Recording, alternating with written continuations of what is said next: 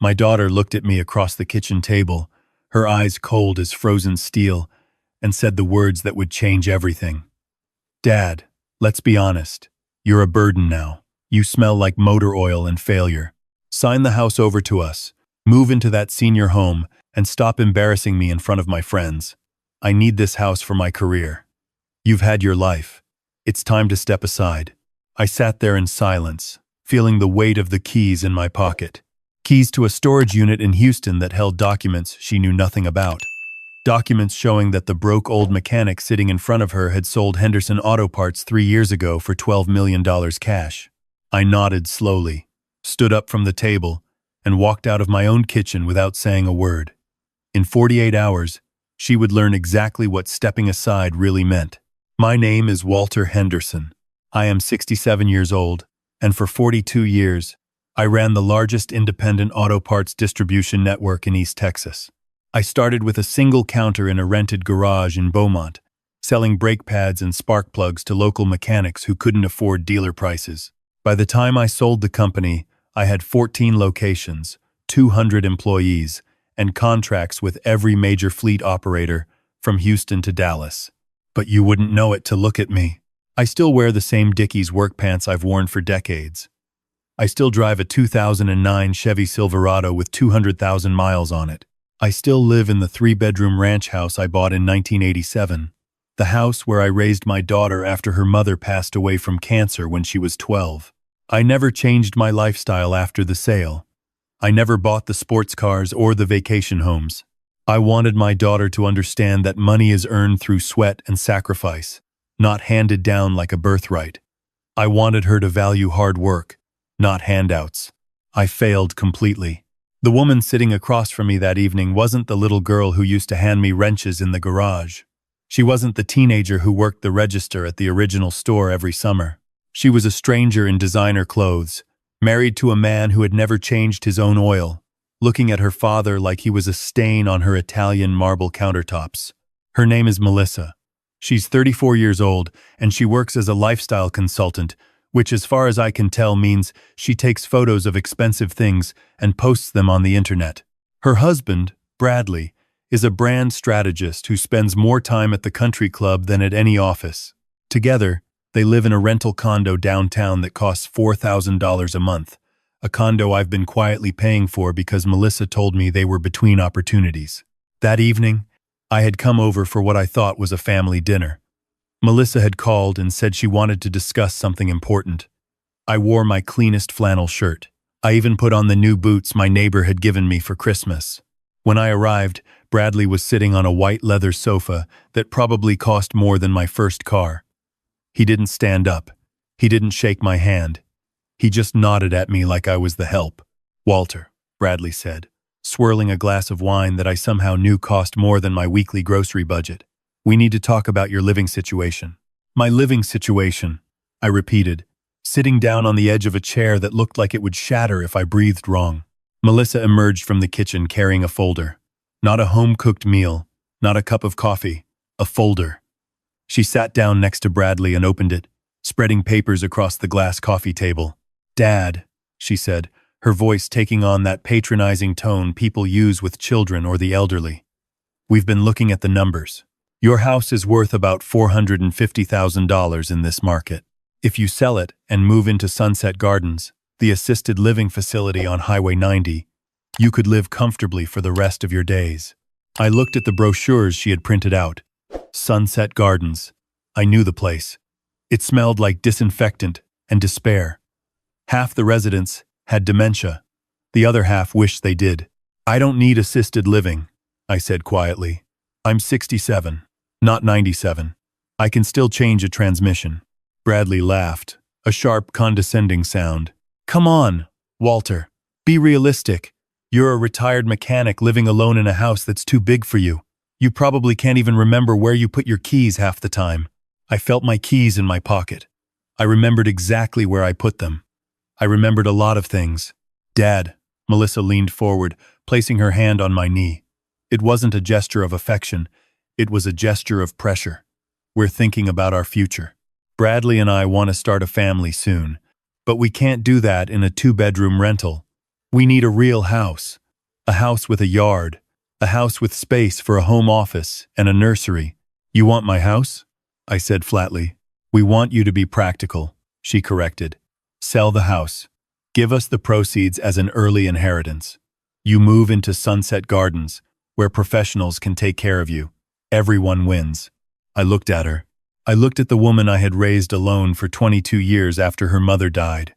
I had worked double shifts to pay for her private school.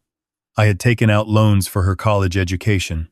I had given her everything I had, and now she was asking for the only thing I had left. What about the money I've been sending you? I asked. The rent money, the credit card payments. Bradley waved his hand dismissively. That's different. That's just helping us get established. Once we have the house and sell it for a profit, we'll be self-sufficient. You're going to sell my house? It's an investment strategy, Melissa said, as if explaining basic math to a child.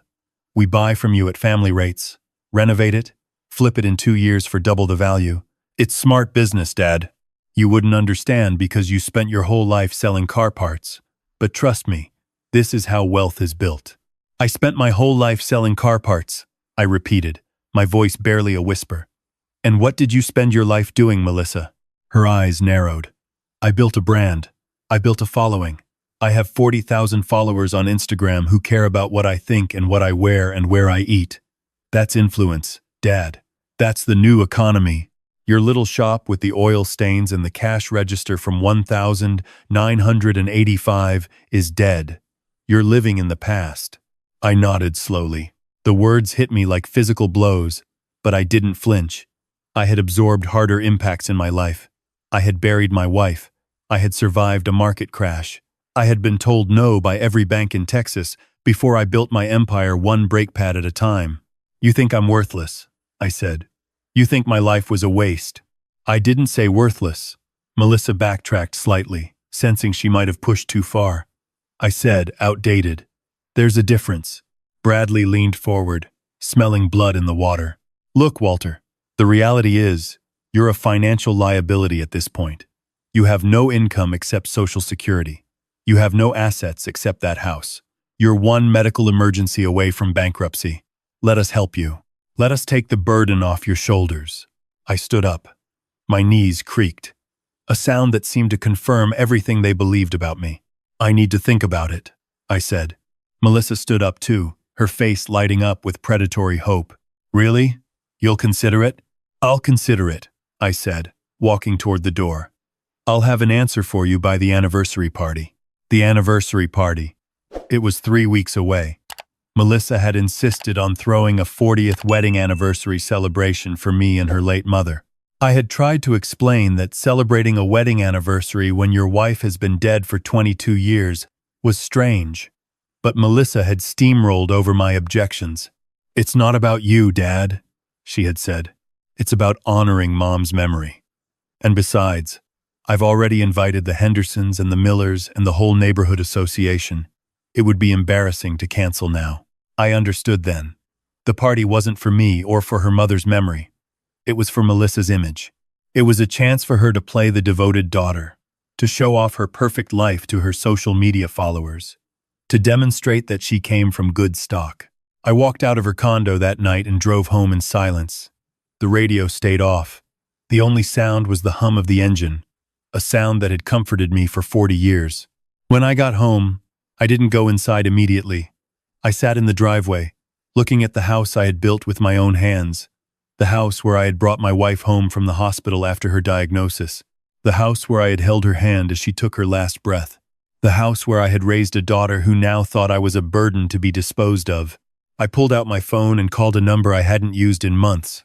Marcus, I said when the line connected. It's Walter Henderson. I need your help. Marcus Webb was the attorney who had handled the sale of Henderson Auto Parts. He was a shark in a 3-piece suit, the only lawyer in Texas I trusted because he was meaner than I was. Walter, Marcus said, his voice surprised but alert. It's 10 o'clock at night. What's wrong? I need you to pull the files, I said. The trust documents, the property records, everything. The ones we set up after the sale? For the charitable foundation? All of it, I said. And Marcus, I need you to do some digging. I need to know exactly where my money has been going for the last 3 years. Every payment I've made to my daughter, every check, every transfer." There was a pause on the line. "Are we doing what I think we're doing?" I looked at my house. I thought about my wife. I thought about the daughter I had raised and the stranger she had become. "We're doing whatever needs to be done," I said. "I'm done being a burden, Marcus. I'm ready to be a problem." The next 3 weeks were the busiest of my retirement. Marcus and I worked in secret, meeting at his office downtown, going through records that told a story of betrayal I hadn't fully understood. The numbers were damning. Over the past 3 years, I had given Melissa over $200,000 in direct payments, rent assistance, car payments, credit card bailouts, emergency loans that were never repaid. But that was just the beginning. Marcus discovered that Bradley had been signing my name on documents. Small things at first, a warranty extension here, a magazine subscription there, but then bigger things. A personal loan taken out in my name for $50,000. A line of credit against my business accounts that I had never authorized. "They forged your signature," Marcus said, sliding the documents across his desk. "They used your social security number, probably from old tax returns Melissa had access to. They've been slowly draining you for years, Walter. If you hadn't sold the company when you did, they would have bankrupted you." I looked at the papers. I saw my daughter's handwriting on the applications. She hadn't even tried to disguise it. "How much total?" I asked. "Including the loans, the credit lines, and the direct payments?" Marcus calculated quickly. $347,000 over 3 years, give or take. I closed my eyes. That was money I had earned with my hands, my sweat, my sleepless nights. Money I had planned to use for charity, for scholarships, for helping young people who wanted to start businesses like I had. "What do we do?" I asked. Marcus smiled, a thin, predatory expression that reminded me why I had hired him. "We give them exactly what they asked for," he said. "We make them step aside." We spent the next 2 weeks preparing. I revised my will, removing Melissa entirely, and redirecting my $12 million to the Henderson Family Foundation, which would fund vocational training scholarships for young mechanics and tradespeople. I drafted eviction notices for the condo I had been secretly paying for. I prepared fraud charges for the forged documents. I canceled every automatic payment, every credit card, every financial lifeline, and I bought a new suit. The tailor looked surprised when I walked in. A man in work boots and a flannel shirt asking for a custom 3-piece suit doesn't happen every day in Houston. "Something wrong?" he asked. "Just updating my wardrobe," I said. "I've been told I'm outdated." The suit cost $4,000. It was charcoal gray, perfectly fitted, with a silk tie that matched my late wife's favorite color. When I looked in the mirror after the final fitting, I didn't see the broke old mechanic my daughter despised.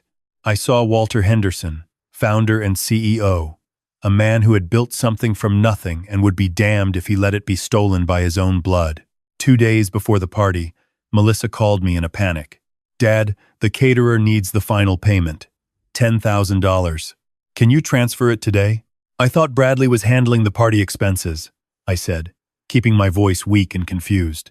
"He is, but there was a mix-up with the accounts. Just transfer it to my account and I'll take care of it. You know how to use Zelle, right?" I sighed heavily into the phone. "I'm not sure, honey. These phones confuse me. Maybe I can bring a check to the party?" "A check?" "Dad, nobody uses checks anymore. Just, fine, bring a check, but make sure it's for $15,000. There were some additional costs. $15,000, I repeated. "For an anniversary party for a dead woman. It's for Mom's memory, Dad. Don't be cheap about it." I hung up without saying goodbye. The day of the party arrived with a perfect Texas sunset. The venue was a country club that Melissa had rented, one of those places with valet parking and waiters in white gloves. I knew she couldn't afford it. I knew she had booked it, expecting me to pay for it, just like everything else. I arrived early, parking my old Silverado in the back lot where the staff parked. I didn't want anyone to see me yet. I walked around to the front entrance and watched as guests arrived in their luxury cars, dressed in their designer clothes, air kissing each other like they were attending the Oscars. Marcus pulled up in a black sedan. carrying a leather briefcase that held 3 months of investigation. "You ready?" he asked. I straightened my tie. The silk felt foreign against my calloused fingers. "Let's go honor my wife's memory," I said. We walked through the front doors. The lobby was decorated with photos of my late wife, blown up and mounted on easels. There was Margaret on our wedding day. Margaret holding baby Melissa. Margaret in the garden she loved. I hadn't given permission for these photos. Melissa had taken them from my house without asking. The ballroom was packed with over 100 guests.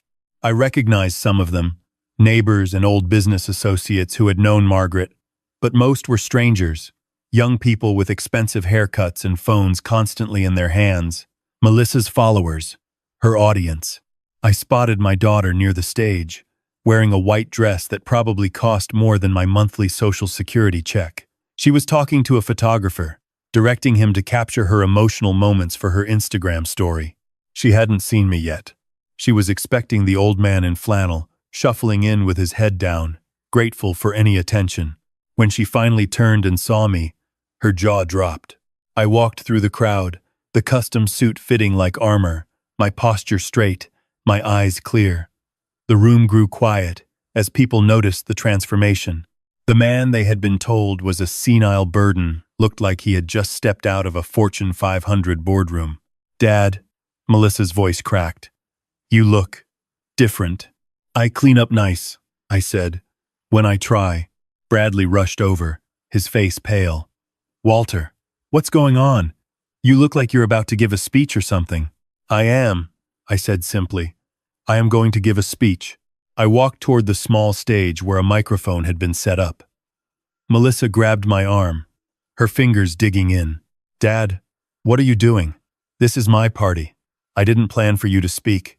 I looked at her hand on my arm, the same hand that had forged my signature. "It's my anniversary," I said. "I think I'll say a few words about my wife." I stepped onto the stage before she could stop me. The room fell silent.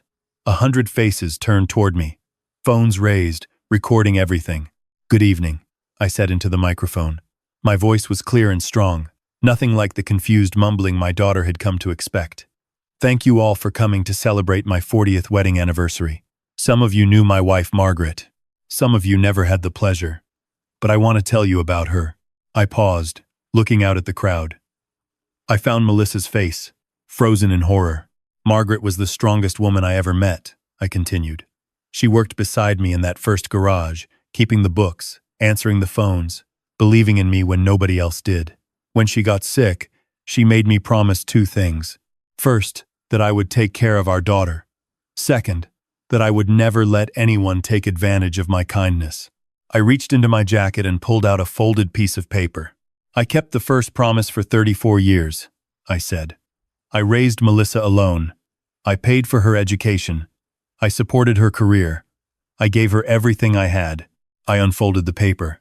"But I've been failing the second promise. So tonight, I'm going to fix that." I looked directly at Melissa. "My daughter asked me recently to sign over my house and move into a nursing home. She said I was a burden. She said my life was outdated. She said I didn't understand the new economy." Gasps rippled through the crowd. Phones were pointed at Melissa now. "What she didn't know," I continued, "is that I sold Henderson Auto Parts 3 years ago for $12 million. I've been living simply because I believe in earning what you have, not inheriting it." Bradley's face went white. Melissa grabbed a champagne glass and drained it. "What she also didn't know," I said, pulling more papers from my jacket, "is that I hired a forensic accountant to review where my money has been going. Would you like to see what he found?" Marcus stepped forward, handing out folders to the guests closest to the stage. The same folders, containing copies of the forged documents, the unauthorized loans, the $300,000 in stolen funds. "My daughter and her husband have been committing fraud," I said clearly. "They forged my signature. They took out loans in my name. They stole from their own family while calling me worthless to my face." Melissa lunged toward the stage. "Dad, stop. You're confused. You don't know what you're saying." "I know exactly what I'm saying," I replied. "I know that as of this morning, the condo you live in has been emptied and the lease terminated. I know that the credit cards you've been using have been canceled. I know that the trust fund I set up for your future children has been redirected to a scholarship fund for young tradespeople, kids who actually want to work for a living. "You can't do this," Melissa screamed, her perfect composure shattered. "I'm your daughter. I'm your only family. You were my daughter," I said. "The girl I raised died somewhere along the way. I don't know this person who steals from her father and calls him a burden. I don't know this stranger." I pulled out one final document. "This is a civil lawsuit for the recovery of $347,000 in stolen funds and fraudulent charges," I said. "Marcus will be filing it Monday morning. The police have also been notified about the forgery. I suggest you both find good lawyers." Bradley tried to run for the door, but two off-duty police officers that Marcus had hired blocked the exit. I stepped down from the stage. The crowd parted before me like the Red Sea. "The party is over," I announced. "There's no dinner coming. I never paid for it, just like I never agreed to pay for the lies my daughter has been living." I walked toward the exit. Behind me, I could hear Melissa sobbing, Bradley shouting at the officers, the buzz of 100 phones capturing every moment for social media. At the door, I turned back one final time. "Margaret," I said quietly, looking at the photos of my wife. "I kept my promise." I walked out into the Texas night. The air was warm and smelled like freedom. 3 months later, Melissa and Bradley were divorced. The fraud charges resulted in probation and community service. They lost everything: the condo, the cars, the followers who abandoned them when the truth came out. I got a letter from Melissa last week. It came to my house, the house I never sold, the house where I still live. "Dad," she wrote, "I'm working at a coffee shop now. I'm learning what it means to earn something. I'm sorry for everything. I know you'll probably never forgive me, but I wanted you to know that I finally understand what Mom meant about hard work." I read the letter 3 times. Then I put it in a drawer next to my wife's photo. Maybe someday I'll write back. Maybe someday I'll believe her. But for now, I'm content knowing that the most valuable inheritance I could give my daughter wasn't money. It was a lesson. If you've ever been taken for granted by someone you loved, hit that like button and subscribe to Voice of Father. Let me know in the comments, would you have given her a second chance, or is some betrayal too deep to forgive?